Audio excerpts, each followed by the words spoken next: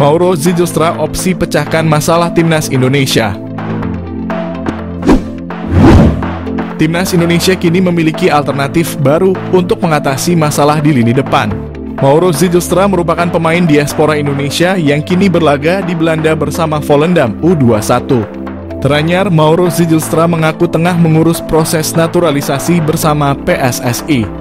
Meski belum diketahui kapan bisa rampung, dia mengisyaratkan siap membela Timnas Indonesia. Dengan kualitas dan statistik yang menjanjikan, Mauro bisa membantu memecahkan dua masalah utama Timnas Indonesia. Masalah finishing cetak gol. Mauro Zijlstra dengan postur tubuh yang ideal sangat layak diandalkan sebagai striker utama. Dengan postur jangkung, kemampuan dribble yang baik, tembakan akurat, dan keahlian mencari posisi, Mauro akan menjadi ancaman serius bagi pertahanan lawan. Masalah mental lini depan. Selain kemampuan teknis, Mauro juga memiliki mental yang kuat dan berani mengambil risiko. Keberanian ini terlihat dari keputusan kariernya seperti meninggalkan NEC Nijmegen untuk bergabung dengan Volendam demi peluang debut di tim senior. Saat ketinggalan, mentalitas lini depan terkadang diperlukan dan Mauro punya hal tersebut yang bisa membuat Timnas Indonesia makin kuat. Alasan Mauro Zijlstra ingin bela Timnas Indonesia. Pemain keturunan Indonesia di Belanda, Mauro Zijlstra menjelaskan alasan dibalik keinginannya untuk memperkuat Timnas Indonesia daripada Belanda. Ia merasa terhormat dengan energi positif yang diterimanya dari para supporter melalui media sosial meskipun ia belum resmi menjadi warga negara Indonesia. Mauro Zijlstra memiliki garis keturunan dari neneknya yang pernah tinggal di Bandung dan ayahnya juga memiliki darah campuran Indonesia dan Belanda. Striker berusia 19 tahun itu juga merasa terkesan dengan atmosfer yang diciptakan oleh para supporter saat mendukung Timnas Indonesia. Ia mengungkapkan bahwa bermain di Stadion Utama Gelora Bung Karno dengan puluhan ribu penonton yang menyaksikan terasa seperti mimpi yang menjadi kenyataan. Mauro Zijlstra memiliki postur tubuh yang ideal sebagai ujung tombak Timnas Indonesia. Selain itu, Mauro juga menunjukkan ketajaman yang mengesankan saat bermain sebagai gelandang serang. Dalam 9 pertandingan, ia berhasil mencetak 12 gol dan menyumbang 5 assist, menegaskan kemampuannya untuk menjadi pengatur serangan yang efektif. Belakangan ini Mauro menjadi sorotan sebagai pemain keturunan yang akan dinaturalisasi untuk Indonesia dan ia berpeluang menjadi pilihan yang tepat untuk mengisi posisi striker yang memerlukan peningkatan kekuatan. Jika pengecekan dokumen yang dilakukan PSSI berjalan lancar, kedatangan Mauro Zijlstra ke Indonesia akan segera dilakukan. Nama baru tersebut akan dinaturalisasi untuk memperkuat Timnas Indonesia. Profit mencolok Timnas Indonesia, naturalisasi Mauro Zijlstra, ancaman nyata Struijk dan bintang Persis.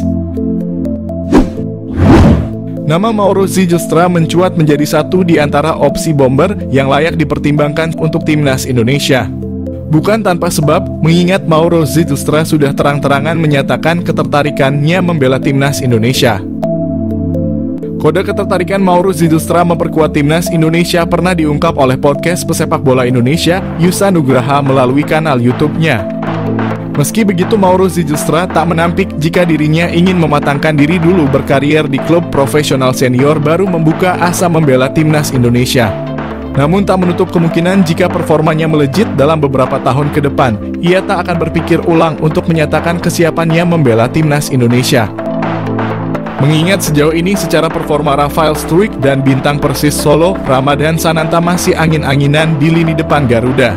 Lebih lanjut, sebagai informasi, darah keturunan Indonesia, Mauro Zijlstra berasal dari sang kakek yang merupakan asli orang Sunda, lebih tepatnya berasal dari kota Bandung. Keuntungan Timnas Indonesia, dapatkan Mauro Zijlstra memiliki finishing mematikan. Meski berposisi asli sebagai otak serangan, Mauro Zijlstra tercatat memiliki insting gol tinggi. Bahkan pernah dalam satu musim, Mauro Zijlstra sukses bukukan 10 gol dan 8 assist dari 13 pertandingan saat membela FC Amsterdam U18. Terkini ia mampu lesatkan 8 gol dari 13 partai bersama NEC Nijmegen U21 sebelum akhirnya hijrah ke Volendam U21. Keuntungan kedua Mauro Zijlstra di naturalisasi Timnas Indonesia adalah sosoknya yang dikenal multifungsi. Selain bisa dimainkan di pos penyerang tengah, Mauro Zitstra bisa juga diperankan di posisi gelandang serang. Meski begitu, posisi asli seorang Mauro Zitstra adalah gelandang serang. Multifungsinya sosok Mauro Zitstra disinyalir bakal membuat siap memberikannya menit bermain lebih. Mengingat Mauro Zitstra diketahui berhasil memainkan dua peran kontras, yakni gelandang serang dan juga penyerang tengah. Hal ini yang berpotensi bakal membuat posisi dari penyerang PSS Sleman, Hoki Caraka terancam di dua kelompok usia, baik timnas U19 Indonesia maupun senior.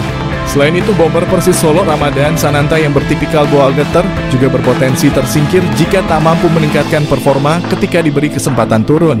Proses naturalisasi timnas Indonesia. PSSI mengonfirmasi penerimaan data Mauro Zitstra. PSSI mengakui telah menerima data dari striker FC Volendam U21 Mauro Zitstra.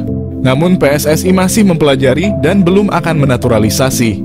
PSSI mengonfirmasi bahwa mereka telah menerima informasi mengenai striker FC Volendam U21 Mauro Zitstra. Namun saat ini PSSI masih dalam proses kajian dan belum berencana untuk memproses naturalisasinya.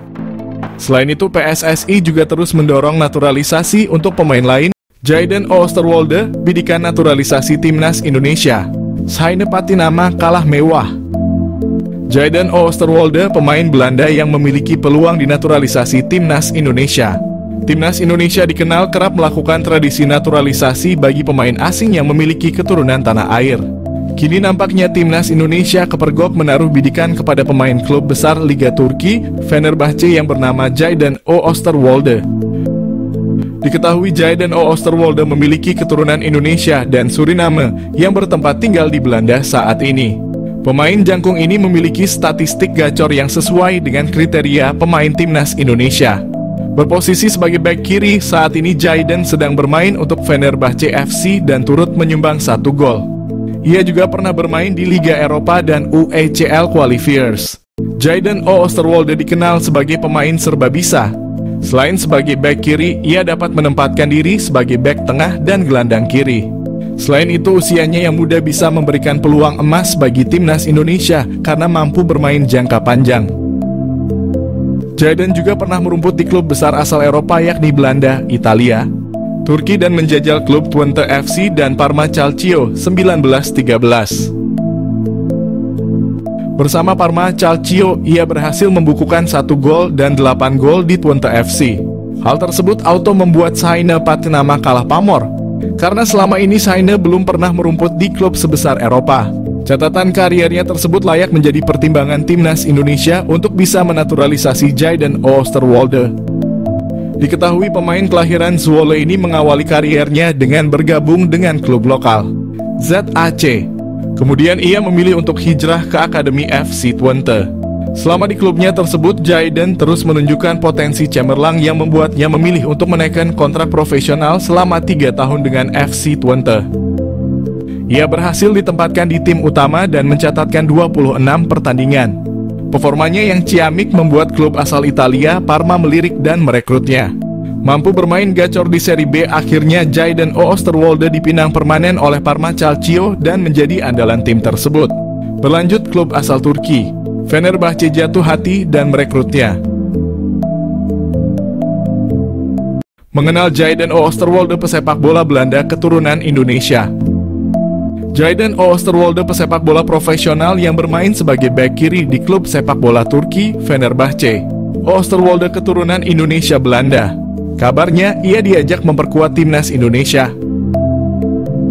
Dikutip dari Transfermarkt, Jayden Quinn Oosterwolde atau Jayden Oosterwolde lahir di Zwolle, Belanda pada 2001. Oosterwolde mulanya masuk Akademi FC Twente. Disinilah ia mengasah keterampilan dasar dan taktik permainannya. Oosterwolde bermain untuk FC Twente U17 pada kemudian menjadi tim U18. Dia memulai debut profesionalnya bersama FC Twente di Eredivisie, Liga Utama di Belanda. Selama bermain di FC Twente, Oosterwolde tercatat dalam beberapa penampilan impresif yang membuatnya menjadi salah satu pemain muda yang diandalkan. Oosterwolde dipinjamkan ke Parma Calcio, klub sepak bola di Italia yang bermain di Serie B, sebelum akhirnya pindah secara permanen pada 2022 di Parma. Oosterwolde terus menunjukkan performa yang konsisten dan menjadi bagian integral dari tim. Pada 2023, Oosterwolde bergabung dengan klub Turki Fenerbahce dan membantu klub ini meraih trofi Piala Turki. Pada 2021, Oosterwolde pernah menolak dinaturalisasi untuk timnas Indonesia. Berkarir di FC Twente, Oosterwolde sudah masuk tim utama kala usianya masih 19 tahun. Ia sudah mempersiapkan masa depannya dan berambisi masuk timnas Belanda suatu hari nanti. Alasan itu pula yang membuat ia menolak tawaran timnas Indonesia.